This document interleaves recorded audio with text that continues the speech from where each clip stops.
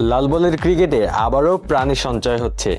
দীর্ঘ প্রায় 2.5 বছর বিরতির পর ফিরছে বাংলাদেশ ক্রিকেট লিগ বিসিএল।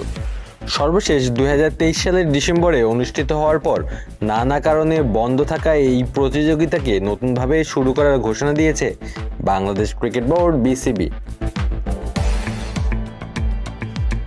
তবে এবার বিসিএল ফিরছে একটু ভিন্ন পরিকল্পনায়। একসঙ্গে পুরো টুর্নামেন্ট না করে ধাপে ধাপে আয়োজন করা হচ্ছে। প্রথম রাউন্ড শুরু হবে আগামী 21 এপ্রিল। এরপর ঢাকা প্রিমিয়ার লিগের জন্য দেওয়া হবে বিরতি। সেই বিরতির পর আবার মাঠে গড়াবে বাকি 2 রাউন্ড। অর্থাৎ ব্যস্ত সূচির মধ্যেও লাল বলের ক্রিকেটকে সচল রাখার এক ধরনের কৌশলই দেখা যাচ্ছে এখানে।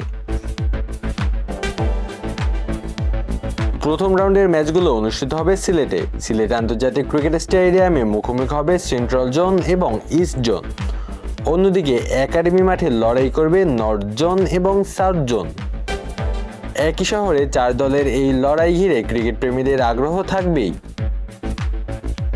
এই টুর্নামেন্টের অন্যতম বড় আকর্ষণ এনামুল হক বিজয়ের প্রত্যাবর্তন। দীর্ঘ সময় জাতীয় দলের বাইরে থাকা এই ওপেনারের জন্য এটি দারুণ একটি সুযোগ নিজের অবস্থান নতুন করে জানান দেওয়ার। ভালো পারফরমেন্স করলে আবার আলোচনায় ফিরে আসতে পারেন তিনি। 4 দলের নেতৃত্ব রয়েছে ভিন্নতা ও ভারসাম্য। সেন্ট্রাল জোনকে নেতৃত্ব দেবেন অভিজ্ঞ মার্শাল আইয়ুব। ইস্ট জোনের দায়িত্বে থাকবেন test specialist Mominul Haque. South জোনের অধিনায়ক মোহাম্মদ মিঠুন এবং নর্থ জোনের নেতৃত্বে থাকছেন তরুণদের প্রতিনিধি আকবর আলী। নেতৃত্বের এই বৈচিত্র্য টুর্নামেন্টকে আরও জমজমাট করে তুলতে পারে। তবে শুরুতেই পূর্ণ শক্তির দল দেখা যাবে না। নিউজিল্যান্ড সিরিজ থাকায় জাতীয় দলের সাদা বলের ক্রিকেটাররা প্রথম রাউন্ডে অনুপস্থিত থাকবেন। ফলে যারা নিয়মিত জাতীয় দলের সুযোগ পান না তাদের জন্য এটি বড় মঞ্চ হয়ে উঠছে নিজেদের প্রমাণ করার। দলগুলোর গঠনেও রয়েছে ভারসাম্য। সেন্ট্রাল জোনে অভিজ্ঞতা ও তরুণদের মিশ্রণ। ইস্ট জোনে শক্তিশালী ব্যাটিং লাইন আপ, যেখানে আছেন মুশফিকুর রহিমের মতো নির্ভরযোগ্য ব্যাটার।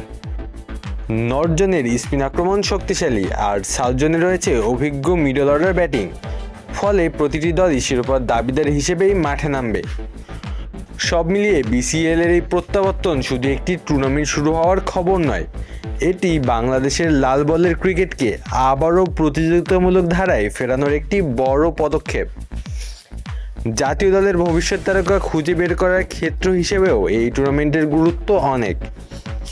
এখন অপেক্ষা 21 এপ্রিলের। বল গড়ালেই বোঝা যাবে দীর্ঘ বিরতির পর কে কতটা প্রস্তুত, আর কার ব্যাট কিংবা বলে নতুন করে লেখা হবে বাংলাদেশের ঘরোয়া ক্রিকেটের গল্প।